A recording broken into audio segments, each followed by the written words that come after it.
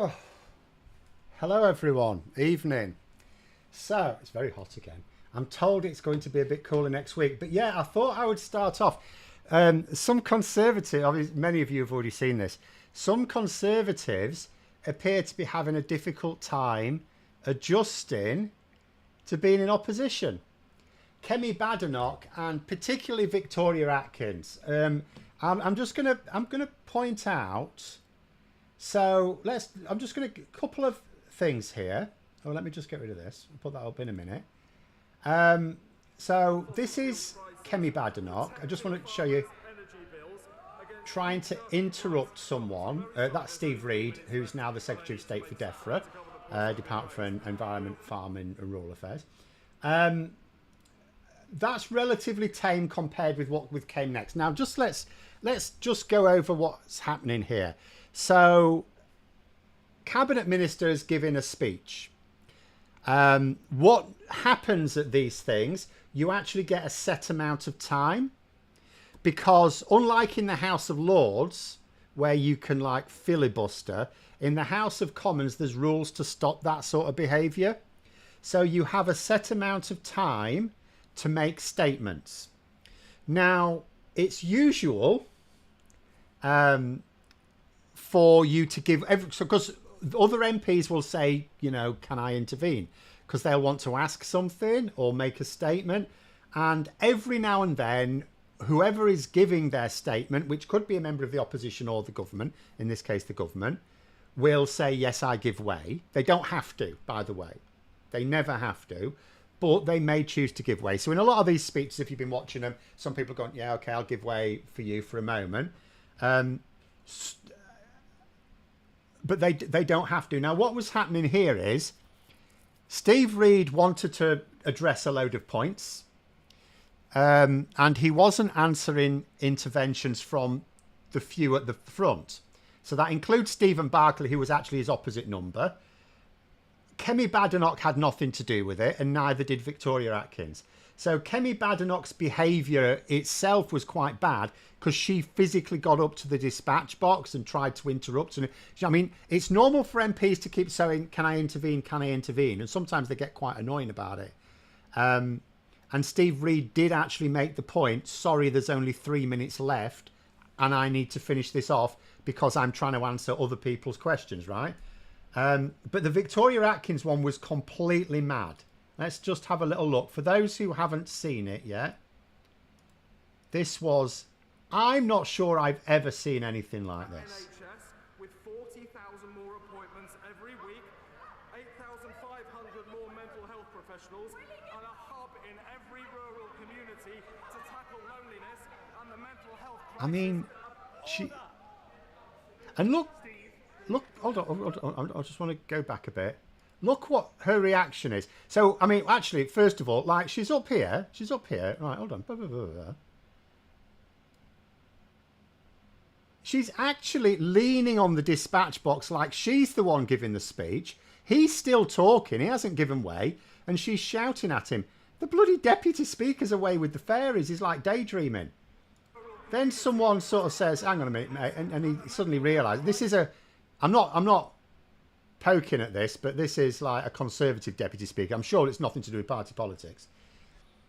But look at her reaction. Look at the reaction, right? So he's now told us, he hasn't even told her to get back to her seat. He's just said orders. Like, she knows what she's done is wrong. But look at her slump. She's walking back like a scolded child. But look how far she's come. She was all the way over there. It's got nothing to do with her. She's not, like, if Steve Barclay had an issue, that's that. I mean, he's still not justified in interrupting. But it's got nothing to do with her. She instantly knows what she's done. And it's absolutely insane. And I was saying to my fiance earlier on, or actually last night, I think, I was saying, some poor bugger's got to put this on Hansard. So Hansard is where you go when you want to, like you've seen a debate or something and you want to see the exact wording. It's all transcribed. So, and I thought to myself, I said to my fiance, I said, it's going to be like, it's going to be full of like, how are they going to do it? And they have actually done it. I've been on Hansard. This is what they've done. So it reads, that's not a, that's a pun, Steve Reed. So it reads, I am very sorry, but there are only 3 minutes left and I need to cover the points that have been raised. Interruption. That's her. They had their time. We will do that. And then he starts to try and say his piece. And there's just like another 2 times in here where the Hansard record has to say interruption because she's actually shouting over him while he's trying to give his statement. And the thing is, from what I could tell, because obviously her interruption isn't recorded, like in terms of what she said, because it's not part of the record, because she had no right to say it. From what I could tell, though, from listening to it, she's having a pop at him because he's trying to describe Labour policies. These Labour policies were all in the manifesto, by the way. They were all in the manifesto. They're nothing new. And I think she was basically trying to say, where are you getting them from? Where are you getting them from? And it's like, how many times did the Conservatives say they were going to add so many more GP appointments or something like that? And no one shouted over them to say where you're going to get them from, like not in their face. They may have then later on asked, so how are you going to do it then? And then a few years later, what happened to those appointments then? M saying, why do you seem so surprised? I thought the Tories were a load of mad heads for a long time. But I've never seen that. That was absolutely insane. And I will say another thing as well. For those, and I know some people will say about Lindsay Hoyle, oh, useless speaker, why did they re-elect him? And I've kept saying, look, a lot of what people criticise Lindsay Hoyle for, he had no power over. He had absolutely no way of dealing with it. What we had in the last Parliament was possibly the worst Parliament we've had for a long time, if ever. We had a majority of Parliament made up of people like Victoria Atkins. These entitled people who don't think the rules apply to them. So Lindsay Hoyle was onto a loser. Now, yes, I think if we'd have had someone of like Betty Boothroyd's calibre, maybe it would have been a bit different. But at the end of the day, the Speaker has to represent Parliament. That includes, and that's mostly the majority of MPs. So there's not a lot he could have done. And I've said he's probably all right with a much better behaved Parliament. Well, when people say things like, oh, they should have got rid of Lindsay Hoyle, they should get someone else. That particular Deputy Speaker, who's called Christopher Chope, by the way, for those who are not familiar with him, he would probably be the replacement we got. So if you're thinking to yourself, oh, Lindsay Hoyle, absolutely useless, should get him. We could have, the next one could easily be Christopher Chope because it has to flip sort of by convention. I mean, it doesn't have to, but it sort of does flip between Labour and Conservative anyway. So it will probably flip. It can't be John Bercow. He's not even an MP. And also, he blotted his copybook over the bullying investigation. But the so if Hoyle had not put himself forward, we could easily have had Christopher Chope as the Speaker. Someone who doesn't even pay attention, because he should have been straight up. I mean, to be honest, even when Kemi Badenoch stood up at the dispatch box, he should have called order there. But when Victoria Atkins actually walked to the dispatch box and leant on it, before she even opened her trap, he should have told her to take her seat. And it's like he wasn't even paying attention. Someone had to sort of, one of his mates at the side of him was going, you want to have a look at this, Chris, mate? Before he actually looked there. Chope, isn't he the pro-upskirting MP? I think he was, actually.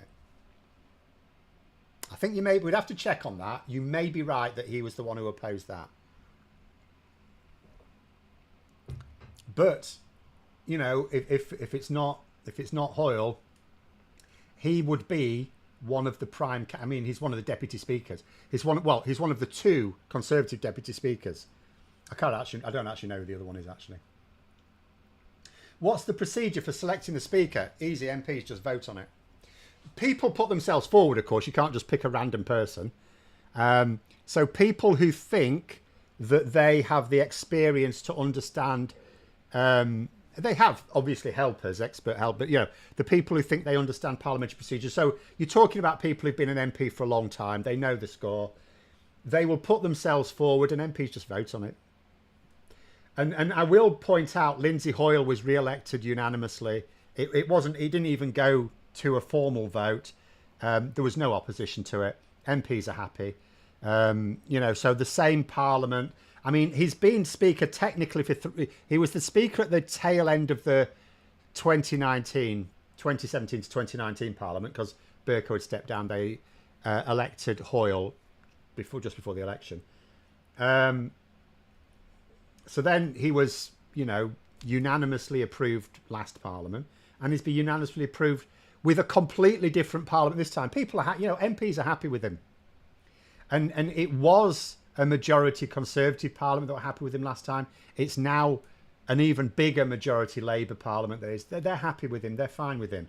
A lot of what people criticised him for was over-the-top behaviour that very difficult to do much about. And also some things that he just has no power. He has no power to compel MPs to tell the truth. In fact, because it's a criticism that keeps coming his way, he did actually make the point before the King's speech debate started.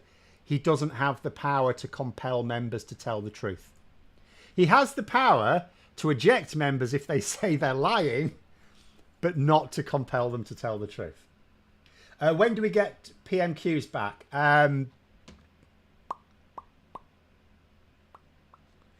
There might be one next week. Shall we have a look? Because what's happening now, so we've now had the state opening of Parliament. So we've now basically got a week's worth of debates over the King's speech.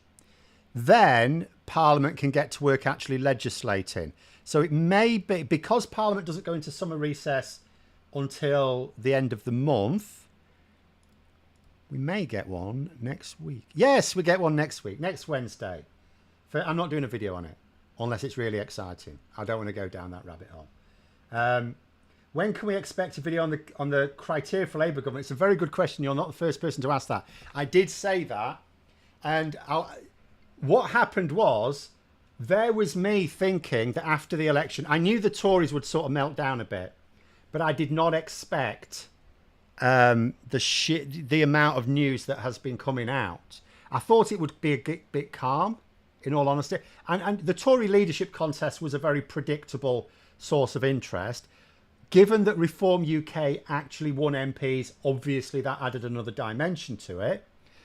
I've been surprised at just how quickly Labour have moved on a number of things, and I've wanted to talk about some of the things that the government are actually doing, which is positive, which is quite new for this channel.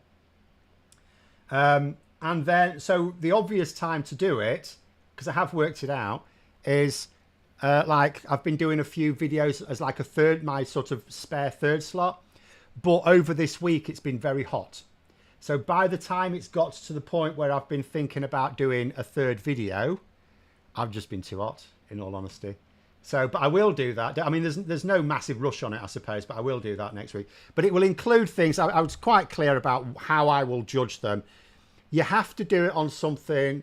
I don't mind judging them a little bit on a couple of subjective things, but ultimately, if you're going to be fair, it has to be on a metric. It has to be on something valid and measurable. And it also has to be on something that they've said they will do. I mean, you can choose to hold the government to account on whatever you like, but if it's on something they never said they would do, it's like, well, you can't really complain if they don't do it because they never said they would. So it would have to be. So, for example, if you're talking about child poverty, so obviously a lot of people, myself included, think they should have just removed the 2-child cap immediately. It should just be gone. Go, bye-bye. They're not. I don't believe they'll lose a single vote at the next election by doing that. I know that there's a lot of demands on the public purse, and I know they're going to have to come up with something for public sector pay. And I know that the economy is not, despite the Tories saying we've left them in a good economic position, it's absolute rubbish. Absolute rubbish. They've left them in a terrible situation. The outlook, they're again doing what they did last year. They're plugging, oh, but we've got the fastest growing economy in the G7. No, we ain't. And also, as I say, when you're looking at like fastest, your own personal growth is that it's compared with yourself. So if you had a load of economies that have been doing quite well over the last few years, and then you suddenly start doing better, you may not be doing better just as a percentage compared to yourself. But at the same time, I don't think they would lose a single vote. The two-child cap is a popular policy, but given that Labour have already said they want to get rid of it, and it won't be here. This Parliament, make no bones about that.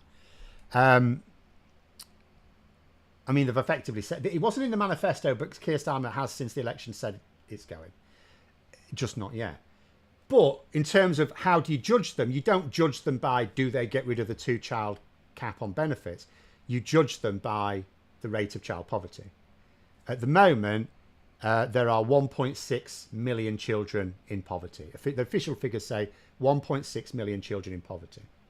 So what will it be in a year's time? What will it be in 2 years' time? And all the way to the next election. So it's things like that. Punator say you have a habit of underestimating Tories and their speed with dysfunction now post-election, but made the same mistake in the lettuce war and Truss's time in office.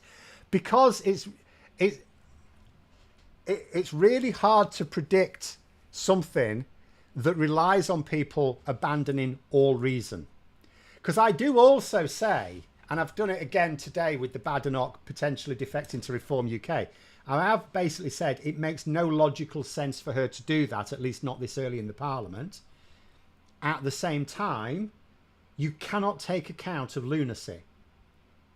You know, if you're trying to predict someone's behaviour, you either need to know that person intimately. You need to, and I don't know any MP closely enough to know their psyche. Or you need to assume they're going to apply a certain level of logic. And this, you know, so when they don't, when they do something not just that's not the most logical thing to do, but something that's completely abandons all reason, it's really hard. Because you can't go in with an attitude that the Tories, or indeed any politician, is given a range of options every single time going to pick the worst option, even though it seems to be that's what they've been doing lately. But I mean, you know, this outburst, I just look at it as, I mean, if you think about Kemi, Badenoch and Victoria Atkins, they've never been in opposition before. They don't like it. They joined Parliament. Actually, when did Kemi Badenoch join Parliament? I believe in 2015, was it? Hold on. I think she might. Or it might have been 2017, even. Let me have a look. It's 2017. So she's really recent. If I look at Victoria Atkins, she wasn't in opposition. Let's just see when she joined Parliament. Oh, God, she's actually quite close to my age. 2015. So she's 2015. Badenoch. So neither of them... Both of them entered Parliament when the Conservatives were sort of in the ascendancy. You could argue 2017 it went back a bit. You say, have you met Tories? Logic and reason is like their kryptonite. No, some of them, they're absolutely fine. Some of them can think rationally. They're just weak. And there's plenty of Tories that aren't Tory MPs that can think rationally. They're just not listened to. It's just what's happened is instead of the cream rising to the top, which is sort of what you hope happens in any system, the scum has risen. And I'm not trying to say old Tory scum type thing, but that is literally what's happened in the case of the Tories. The absolute dregs has risen to the top. You know, Victoria Atkins came to Parliament in 2015. She had a fairly rapid rise up the ranks, really, all things considered. And, you know, when was she first? So it was 3 years before she became a permanent Under-Secretary of State. Then another 3 years before she became a minister. And then another 2 years before she became a Secretary of State. So, you know, it's you know, a fairly rapid rise. And a rise like that is for someone who gets told they're doing a great job. So she thinks she's the bee's knees. She's as mad as a hatter. And she can't take it. She can't take the fact that she wants to say a thing and she can't, because Steve Reed said, no, I'm not interested in what you've got to say, and she just doesn't like it. But I am surprised at Victoria. I'm not saying that Victoria Atkins is like one of the good ones or anything, but I mean, so if Kemi Badenoch had done that, I would have thought, okay, I've seen her pick a fight with the speaker before. I can believe that. And I thought she was out of order when she got up to the dispatch box. And yet that was much tamer. Victoria Atkins, I mean, Kemi Badenoch just sort of got out of her seat, leant over and went, and then sat back down again. Victoria Atkins got up out of her seat, walked 2 meters across, leant on the dispatch box as if it was her turn to talk, and just shouted. Has Miliband addressed whether Labour will prescribe solar and heat pumps in every new build? No.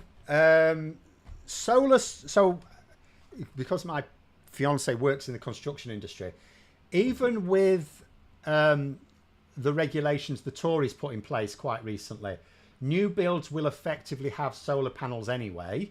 So what the Conservatives did, they didn't mandate solar panels on new builds, which I think they should.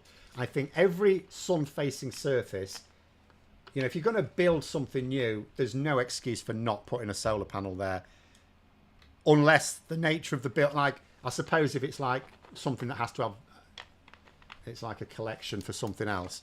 But by and large, new builds, certainly new homes, should have solar panels on them, shouldn't they? As well as office blocks and things like that, unless you've got some good reason.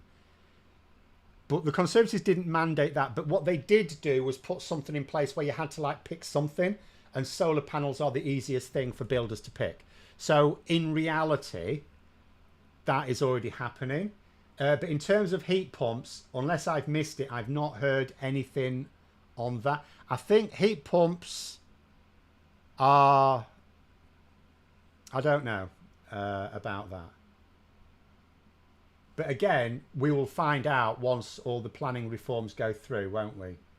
But I've not heard a statement on that. It also may be that it's not Miliband who makes that statement, because there's a bit of crossover. It could be Angela Rayner, who's the housing minister on this one. But it could be Miliband because, I mean, I say housing minister, it's just building in general. So I suppose even new builds of like office blocks and stuff would also come under Rayner. So it could well be her that does it. I don't know. So the Conservative Party like a septic tank, the biggest chunks rise to the top. See, I've no real experience of septic tanks. I'll take your word for it. But they are at the moment. They are.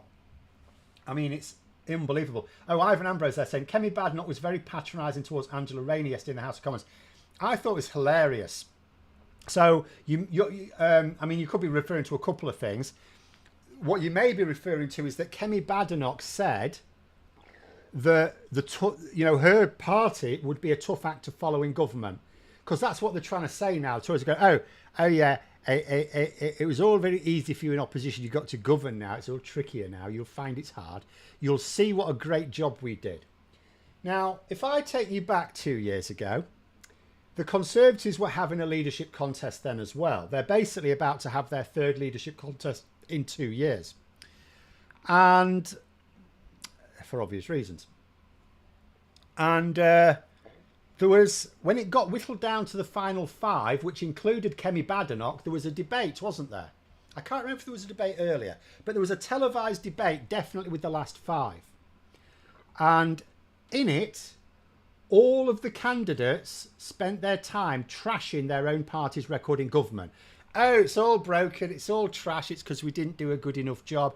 Yeah, it's an absolute train wreck.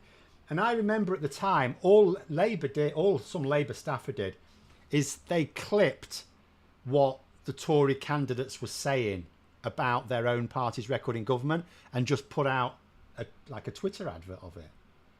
And that's all they had to do. And Kemi Badenoch was one of them. Kemi Badenoch was one of the ones who 2 years ago was saying what a crap job her party had done in government up to that point. So she now thinks that the Tories are a tough act to follow. I'm going to suggest either she thinks Rishi Sunak has worked wonders in a year and a half, which I don't think she does, or she was lying then, or she's lying now, is my view on that. Had Atkins been hitting the gin? Maybe she had. Maybe she's drinking buddies with mad nads. Who knows? But I mean, you just look at who they've got to potentially lead them.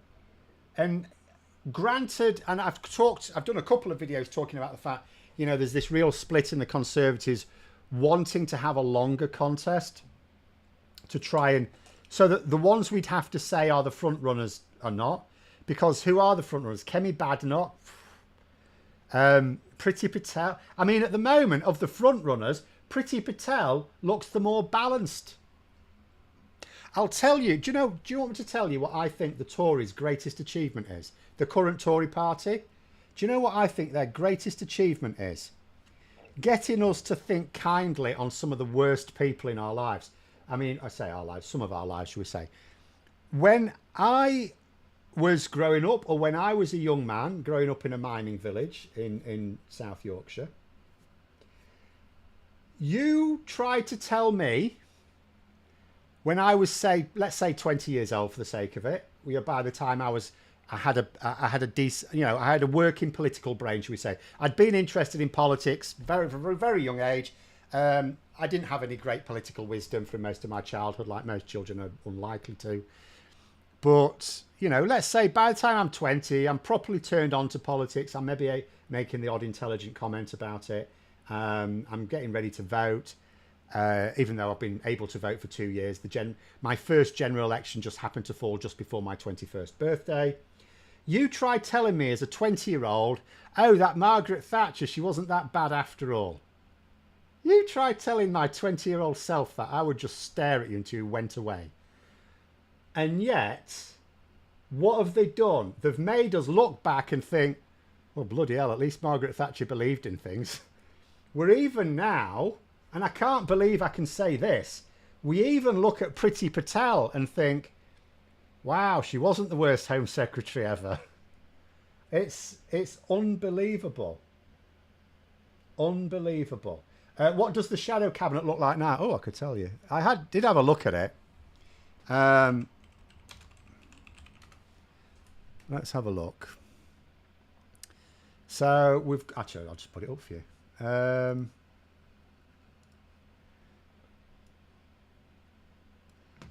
Let's go through the shadow cabinet now. It won't last. It might last a long time. It depends how long the thing is. But I think the feeling is that Rishi Sunak is going to step down as soon as the contest is sort of begun. So hence why if they're going to have a long contest to get an interim leader. So obviously Rishi Sunak, leader of the opposition. And I'll tell you what, do you know what? In the first PMQs, first ever PMQs, I don't care what Rishi Sunak asks first. Keir Starmer's first opening line to him should be, yes, now you get to ask the questions. If that is not his first line, I am disappointed, or I will be disappointed.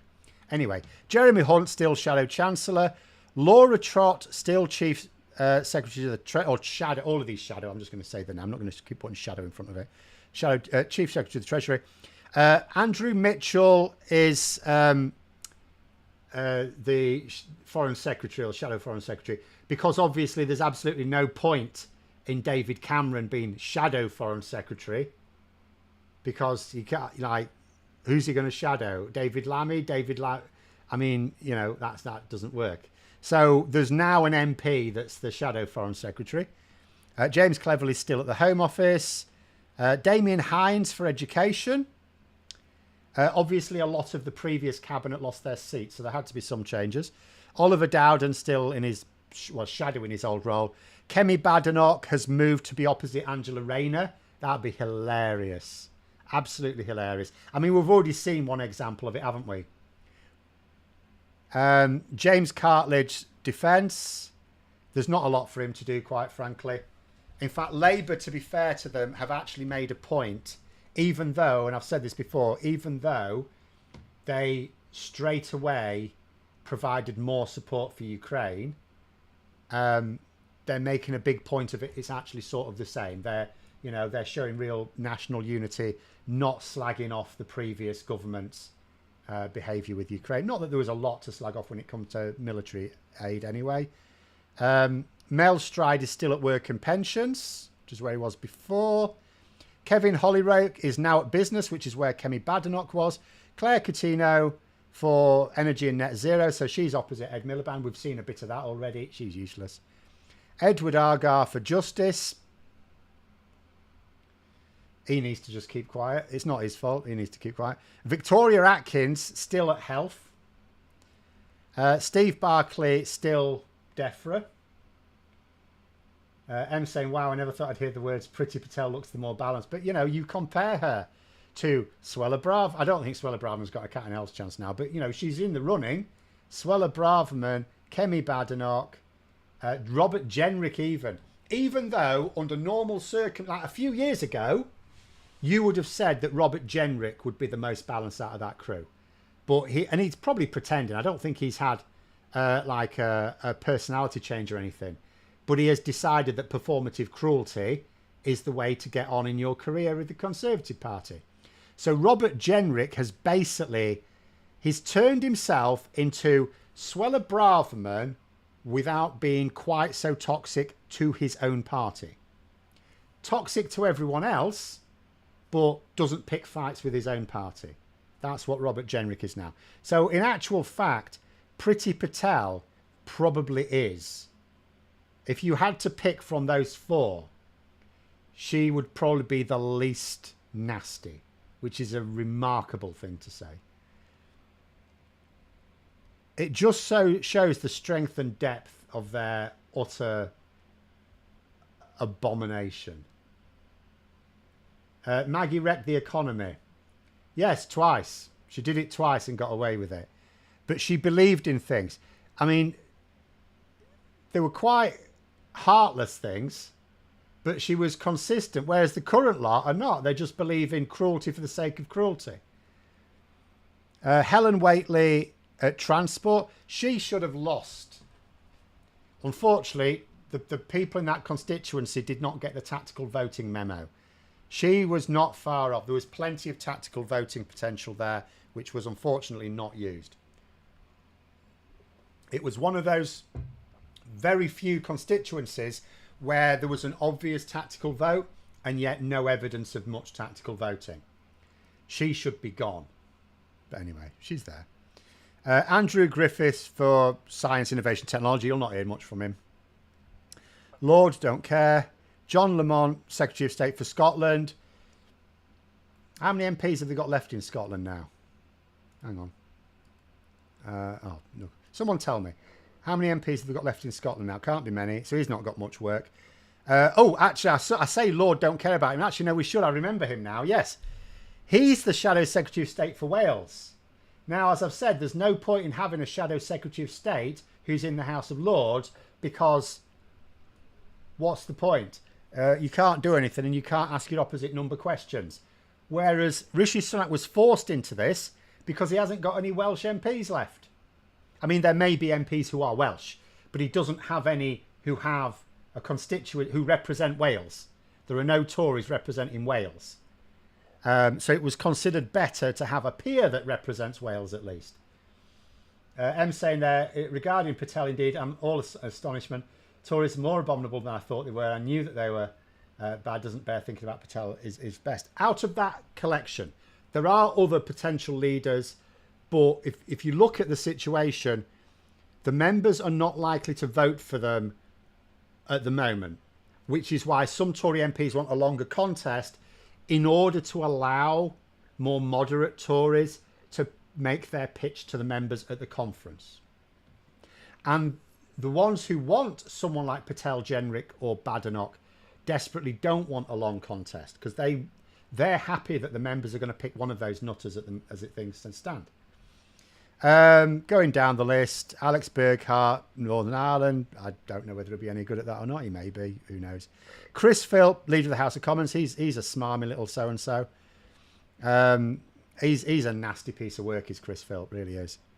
But he's got Penny Mordaunt's job now. He's in charge of the photocopier. Actually, no, he's not, because he's shadow leader of the House. He's in charge of nothing. Absolutely nothing. that doesn't matter. Stuart Andrew as their chief whip.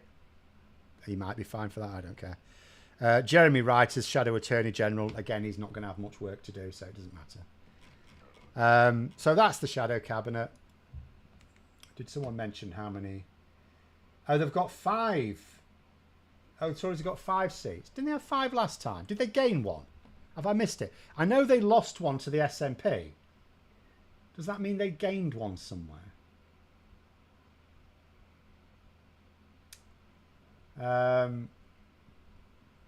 Or did they have 6 last time and I've just got it wrong? Anyway, never mind.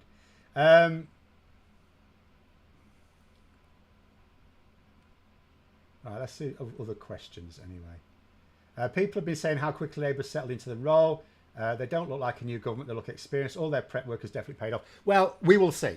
At the moment, I mean, I would argue, if I'm going to be completely objective about this, which I like to be, I would argue that what we've just had over the last really 6-7 years, but definitely over the last 5 years, is a completely dysfunctional government, whether it was under Boris Johnson, especially under Liz Truss, or Rishi Sunak.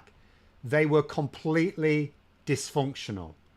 It was Boris Johnson, not necessarily by public admission, but it's widely regarded that he was happy to admit he chose his cabinet based on loyalty. A phrase he used was he built a cabinet of old lions. Apparently, when he was asked about Rishi Sunak later on, when it was quite clear that Rishi Sunak had designs on his job, Boris Johnson apparently said at the time he wasn't sure about promoting Rishi Sunak because he was a young lion and he wanted to gather all the old lions around him, people that wouldn't challenge him.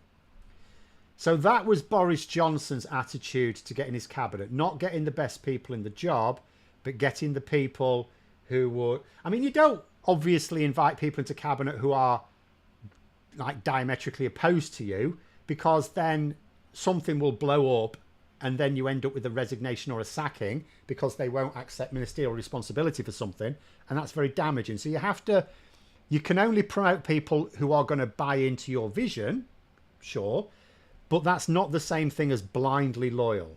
You know, you need people to have... You don't have those arguments publicly, but you need them to have them in cabinet, and he didn't do that. He went for 100% loyalty, do not question me, and do not challenge me. He wanted people who wouldn't challenge him, who were so delighted to be in cabinet because, it was only the madness of Brexit would have allowed them to be in cabinet, that they were just happy. They were delighted. Like Suella Braverman, look how insane she is. I don't just mean like as a loose cannon. It's not just Rishi Sunak. She didn't just have a pub. She was undermining Liz Truss, and she didn't last long enough to be really get into trouble. She was undermining Liz Truss, and yet Suella Braverman, quiet as a church mouse when Boris Johnson was in charge, because she couldn't challenge him. So I would argue we've had such a terrible government that it's almost impossible for any different government not by contrast to look the part.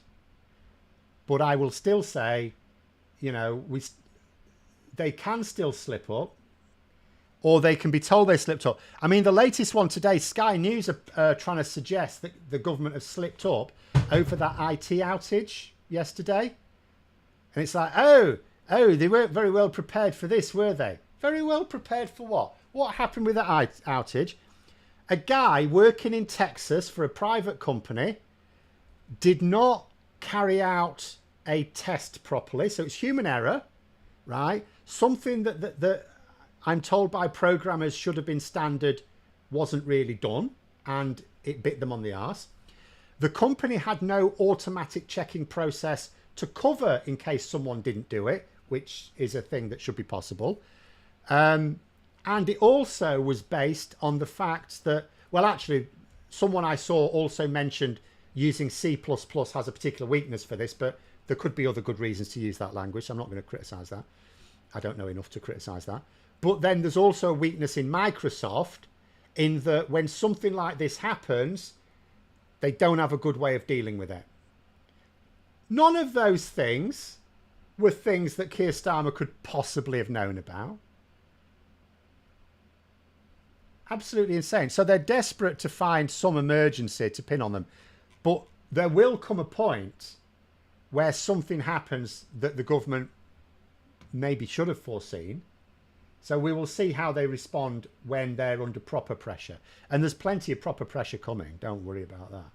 So I'm going to say, yes, they look comfortable at the moment. But they, despite Sky saying, oh, the honeymoon period is over. No, it's not. The honeymoon period is absolutely not over. And criticising it because, I think they were criticising it because yesterday at 8:45 in the morning, Sky was saying that the Home Office said, we haven't got any IT issues. And they go, that'd be ridiculous. It's like, well, no, not everyone did. I didn't. Do you know what my first IT issue was? I had no IT issues yesterday at all. Today, I had two. One of which was I can't find out if I'm a millionaire. I can find out, but I can't be asked. So I won the Euro Millions last night. It's probably £3.50. So when I click on the email link to find out what I've won, the website was down. It's been down all day. It may be up now. I don't know. It doesn't matter. Now, I could find some other way the numbers and work out how much I've probably won, but I'm not that. I can wait. So it's... and the other issue I had was just in a computer game, which I've started playing again now that I've got a bit better. You say Rory Stewart's the only good Tory. He's not even a Tory anymore. I also would argue that there are some, I would say Michael Heseltine. Like, there's lots of things I could disagree with Michael Heseltine, and indeed did do when he was in government. But if you go to Liverpool, right, which is the most Labour place on earth, or at least the most Labour place in this country, but it probably is the most Labour place on earth. It is, really is. And you talk about Michael Heseltine or ask them for a good Tory, people in Liverpool will say Michael Heseltine. So there are, I think, good ones. Like, it reminds me of the 2016 US presidential election. And there were people like Bill Maher and stuff like that, liberals who obviously back the Democrats. And on the sort of eve of the election, I think it was Bill Maher who may have said this, but it was on that panel. It was someone on that panel. And he said, I can't remember the exact words, but this is the gist of it. He said, in the past, we have said that the Republican candidate was like this really terrible person and we must stop them. And he said, but that was wrong. We shouldn't have said that. What we should have said is that these are honourable people with whom we disagree, but Trump is different. Trump must be stopped. And he wasn't wrong. And there are some Tories where you can say that. They are honourable people with whom we disagree. There may even be some MPs like that who, because of I always talk about greater good arguments, like you do something that you know is wrong because you think it's for the greater good. Because you as a Conservative genuinely believe that Labour are worse than a bad... Like, I believe that a bad Labour government is better than the best Conservative government. I think I can back that up with facts. Although, that being said, it's quite difficult because we've never had a bad... Like, I don't think... Labour don't win enough to be bad. Like, bad Labour leaderships don't win. So maybe I can't back it up with facts. But I believe it. And there'll be Tories who think the same. So there may be some. It's just, you say, excuse you, a Scouse would never call a Tory good. You mentioned Michael Heseltine, a lot of them will. Well, if they remember the 80s, they will. Not Thatcher, but Heseltine, yes. You try it out. Say Anna Subaru was a good Tory. I think, she, again, principle. A lot of them do have some good principles. Like if you take Natalie Elphicke, for example, no one's going to call her a good Tory, right? Her views on several things are really quite inhuman. And yet, everyone lost their minds, myself included at first, when she defected to Labour. But then you remember, or you become aware if you didn't know, on housing, if you just listen to her views on housing, you'd think she's a good one. Because it's not just that she thinks we need to build more houses. She thinks we need to build more houses in the places Tories don't want to build houses.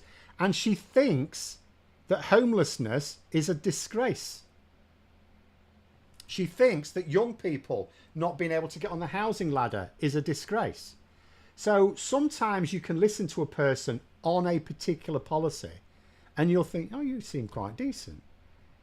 You just then get them onto something else. It's like, oh, where did that come from? So yeah, it is quite a tricky one.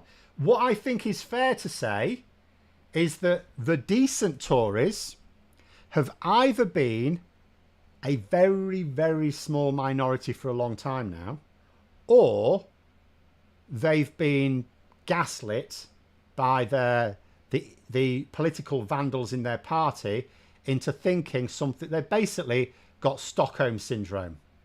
That's the view. Either there's hardly any of them, or there's been hardly any of them, or they've got Stockholm syndrome. They've basically been psychologically abused by their colleagues to the point where they're too weak to stand against them. One of those two things has to be true.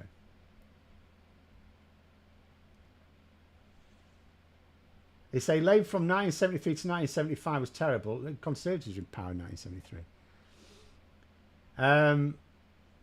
But no, the Labour government in the end of the set. I mean, I was very young. It wasn't terrible. It lost the election, which was quite bad. But then it never really won a good one in 1975. It limped on. It did not have 412 MPs, did it? It barely had control of Parliament. In fact, didn't really have control of Parliament at all. So, you know, it really didn't have the MPs to get its agenda through. Emma saying, I thought Alicia Cairns was a good Tory, but sadly not after a recent media interview. Well, this is the thing. There's several ones, like Alicia Cairns. Tom Tugendhat is another one that a few years ago people would have pointed out, said was a decent one. And they've all started behaving really quite badly. But let me tell you why that is. That is, again, the greater good argument. And why? Because they're trying to win the leadership. So in their minds, this is what I think. I can't read their minds. This is what I think they're trying to do. People like Alicia and Tom. I think, if I can be familiar with them, I think they're thinking to themselves, the way to get the Tories back onto the path is to get a sensible leader. In order to get a sensible leader, they have to persuade the nutters that they won't be too bad, because they know they need to unite the party. So I'm just going to pick something up that I kicked over. They know they need. So I think they're choosing a few of these lines they're using. I'm not saying it's an excuse, but I think did I see your Potterhead comment? Yes, I did, Emma. Sorry. I think that what they're trying to do is say what they say to try and take over as leader, and I think what their aim is to try and nudge the Conservative Party back to better waters, but like an oil tanker, it's just a little nudge here, a little nudge there. Now, whether that excuses their behaviour or not, I do not know. But that's what I would take it to be. There are some things that Tom Tugendhat and Alicia Cairns have said, particularly in the last week, that you would go, yeah, I mean, if you're the liberal wing of the party, the moderate wing, the whole party is basically going to be toxic for the foreseeable future, isn't it? And that may well be true. But it could also be that they see themselves as trying to steer the party back by, appealing. They know where the members are. Because here's the thing. Let's say, the final ballot is someone on the far right and someone is a One Nation Tory. As things stand, the members will pick the one on the far right because they're more in tune with them. Do I think Brexit's installed a sense of Euro enthusiastics in the younger generation? I think they already were. And in actual fact, it depends what you mean by the younger generation. I think people who are maybe now in their 30s, probably more so, but I haven't seen polling on it or anything, because they will know what they've lost, whereas people in their like 20s won't necessarily. Certainly their early 20s, because a lot of the benefits wouldn't necessarily been obvious to them when they were kids, because, you know, this is going back to a referendum that's 8 years ago now. So I think maybe late 20s, early 30s would be the most in tune with what they've lost. And they're only going to get older, particularly if they were starting their own business that required either importing things from the single market or exporting. I say import, we didn't import from the single market, we're in the single market, but importing from what is now the single market as it is now. But I do think that Brexit, the hard Brexit, is not going to help the Conservatives. I don't think it's a sustainable position for them. So if they have any intelligence, they will be... I can understand how it would be secret behind closed doors, and it would be very difficult to have these conversations even secretly, because the sort of traitors are within their midst. But they really need to start thinking about how they change their Brexit position slowly, and, you know, because I don't think it's going to do them any good. Labour, and although people are moaning, going, oh, why don't they talk about joining the single market? It's like, what Labour are proposing is a quicker way to get back into the single market than just trying to join the single market. Anyway, never mind that.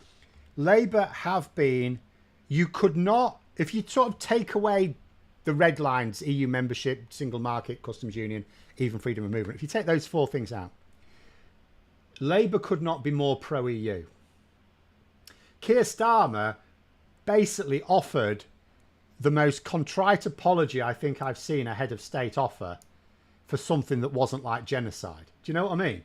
If anyone saw Keir Starmer's speech at the European Political Community meeting this week, he was basically apologising to Europe on behalf of the country and making it crystal clear that his government was the polar opposite of what's come before. So it's incredibly pro-EU. He was incredibly pro-EU before the election. So it was all out there that he was going to have a very different approach to the EU, and people still voted for it.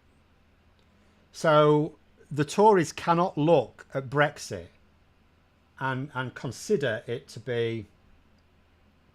Let me show you something. I did this on a little short. I did this for a short earlier this week. Only so many people watch those. But let me just show you something that I used. Where is it? So this is South East England, according to the House of Commons website. That's how they've defined South East England. This is after the election in 2017. Almost all Tory. You've got like a few Labour, a Green there, a couple of Lib Dem, right? That's 2017. Get rid of that. Then you had the same thing in you had the same thing in 2015, by the way. 2019, pretty much the same thing. It's virtually all Tory. Then what happens after? And they should look at this because this is their homeland. Like places like the Northwest and, you know, the north of England, I suppose. But there's like the middle rural bits that have tended to be quite Tory. But like in terms of the concentrated areas of the north of England and North Midlands, they are the Labour strongholds. This is the Tory stronghold. And you look at it now after Brexit, and it is Brexit, because what else has happened? Right? That's what it looks like now. They have a third of the seats. Labour have more seats in the southeast of England than the Conservatives. The Lib Dems not quite so many. It looks like a bigger area because it's more rurally. Look at how badly they've been beaten back. You say Starmer only adopted a hard Brexit position in 2019 to reflect the issue. 2020. Yeah, you can call it a hard Brexit if you want. I'll let that go. I was going to sort of say, well, hard Brexit is like wanting it. And he's never said since that it was the right decision to leave the single market and customs union.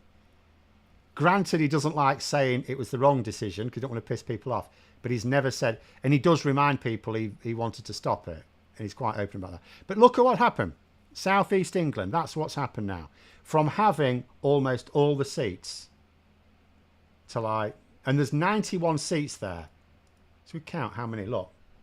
What? So this is 2019. 1, 2, 3, 4, 5, 6, 7, 8, 9, 10. So they had, unless two of these, I think that's right, 10 constituencies there that aren't Tory. So that looks like they had 81 out of 91 seats in the southeast of England 2019. And then 4.5 years later, they've got 30. They've gone from 81 seats. That's their heartlands. That's their homeland. Southeast of England. It's pretty much the only place that benefited from Thatcher. It's the only part of the country where some people did actually see where a significant, obviously there were some people all over the country that made money out of Thatcher. But in terms of like a large swell of the population, Southeast England's where it happened, right? I suppose a little bit above London as well. But look at it. And that's what they've done. And they need to reflect on that. The reason that happened is not because they weren't right-wing enough. Because who have they been replaced with? Have they been replaced with people who are more right-wing than them? No, they bloody haven't. Em's going to make another Potterhead comment. Yeah, you think Keir Starmer's a Slytherin? No. He's cunning, but Slytherin about power at all costs. Whereas Starmer, and I think people will see it, is power for a reason. Party of power, not of protest, he says. Which is basically the same thing as saying we want to do stuff. Slytherins aren't bothered about doing anything. They just want power.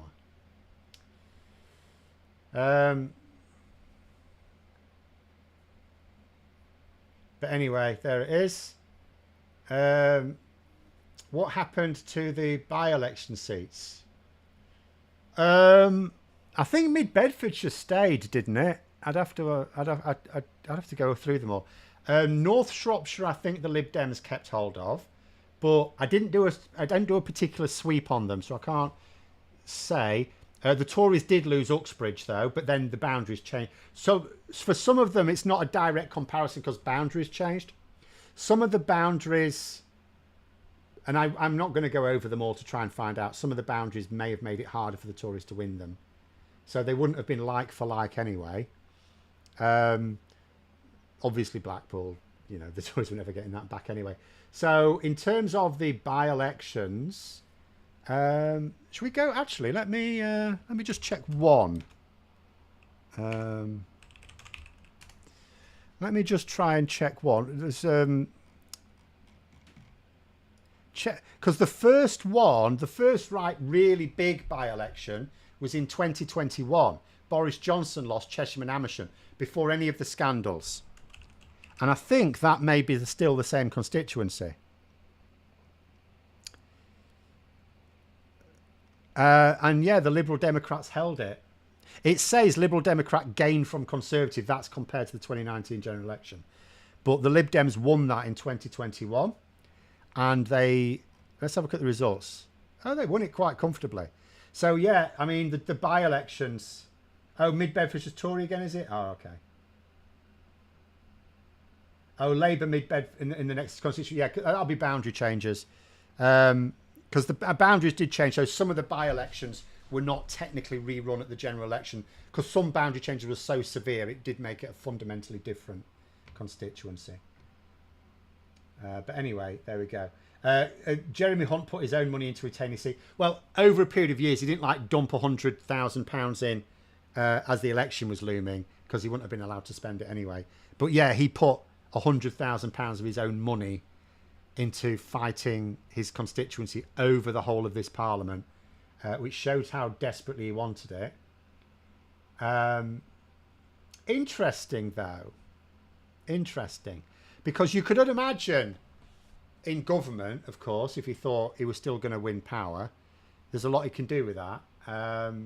In opposition, maybe he is trying to give something back to the party. Who knows? Because he's not going to make a lot of money as an MP, because he's a wealthy man. he was a wealthy man before he entered Parliament. So yeah, he's not going to... But, I mean, fair play to Jeremy Hunt, I would say. Screwed over his party because someone like the Chancellor should have been campaigning all over the country. He should have been taking part in the national campaign. And yet, typical Tory thought, no, mate, and this is what I mean. The Conservative Party is the party of the self. There are some selfish MPs in other parties, but the Tories make a virtue of it. So no one will have even thought it remarkable that Jeremy Hunt said, my seat's in danger, I'm focusing on that. But fair play to him, he did, and he won it. And he did win it because the MRP polls were giving it to the Lib Dems all day long. So that suggested that it was his personal factor that swung it for him. So, you know, fair enough.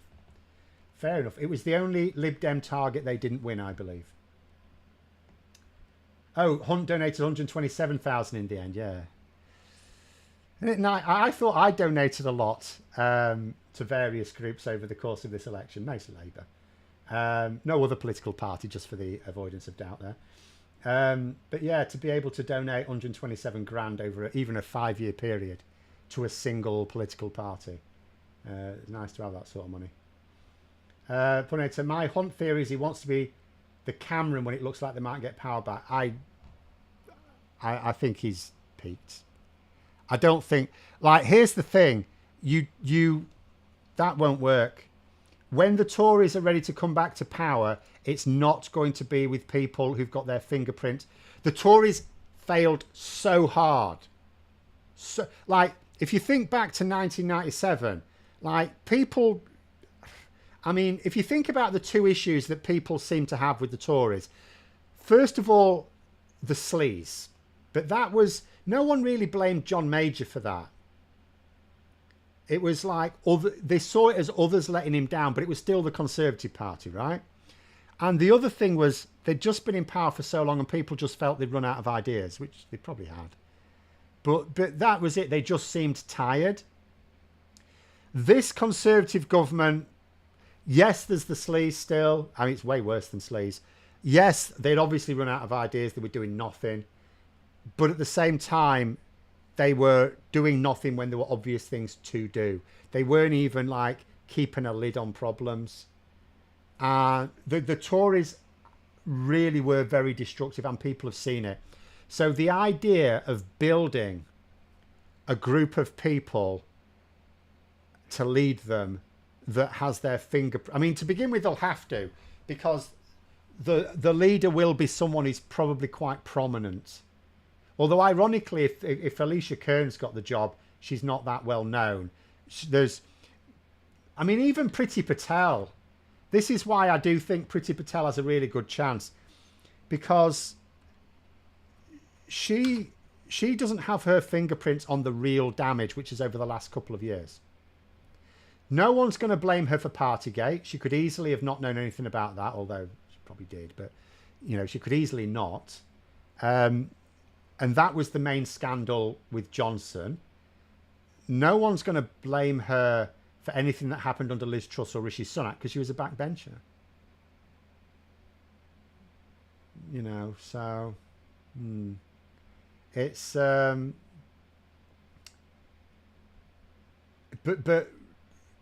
like, Jeremy Hunt was in charge of the economy when the economy was like a disaster area. You can't put him in charge of the party. You can't put any of the current lot, anyone who was in a senior position and was like, there'll be the odd one where you wouldn't really blame, like if Ben Wallace came back from the political dead, okay, he could get away with it. No one really had a big issue with him as Defence Secretary, right? But someone like Jeremy Hunt or Kemi Badenoch, Suella Braverman, you know, Liz Truss, any of these people, it's not going to happen. David Cameron was not an MP or in government before 1997. No, he wasn't. He was an advisor to the government, though. He advised Norman Lamont, who was the Chancellor when he was crapping up the economy. But people didn't really make much of that. I mean, Rishi Sunak was the guy who basically caused the banking crisis in this country. I mean, it would have happened anyway, but you know, nonetheless, he was the one responsible, or one of the ones responsible. Again, they don't really talk about that, but it is possible that the next Conservative Prime Minister, I mean, I hope we get electoral reform, and this is decades away, but it is possible that the next Conservative Prime Minister has been in the last Parliament. I just don't think it's someone who was in the last cabinet. That's what I think. Could Truss look at by-elections to try and get back into Parliament? She could, but she would have to be selected as a candidate. And given that she lost a safe Tory seat, and given that she put no effort into that safe Tory constituency, I could well understand how a constituency suddenly having a by-election forced on it would not welcome her as a candidate. So whether she would have the cachet within the party to demand that she be made the candidate of what should be a safe Tory by-election, we do not know. She would certainly, I think, want to get back into Parliament. They say Priti Patel is a verified bully. Yes, she is. Boris Johnson had to rewrite the report on that one because he ordered an inquiry. The inquiry came back, yeah, she's a bully. And he went, oh, I'm just going to cross that bit out. So, yes, she is a bully. And yet, of the front runners, still probably the least objectionable. That is the disgrace of it. Right, last one here. There's another Harry Potter one. I don't, you know, I've read Harry Potter, but I'm not like intimately familiar. Do you think Keir Starmer is probably a Gryffindor then? I mean, he seems intelligent, but I don't sense much Ravenclaw like that. So you're going much deeper into these things. I've like read the books like once each. Also, I don't think we can take it as read that the 4 houses in Harry Potter necessarily cover. I think there might be more than 4 types of person. And I don't think they're all covered by that. So I don't necessarily think too many people really fit any of them. But Farsight has just said there is so boring, definitely Hufflepuff. Well, we'll go with that one, shall we? But we'll have to leave it there. We've gone well over, and it's really hot in here. It's like 29 degrees in here, and I have blackout curtains. So it'll be time, because it's south-facing, it will be time for me to open the windows and open the curtains and let some cold air in overnight, assuming there is such a thing, and hope it rains again. But anyway, thanks very much for coming on, everyone. Lovely chat. Have a great rest of evening, and until next time, I'll see you later.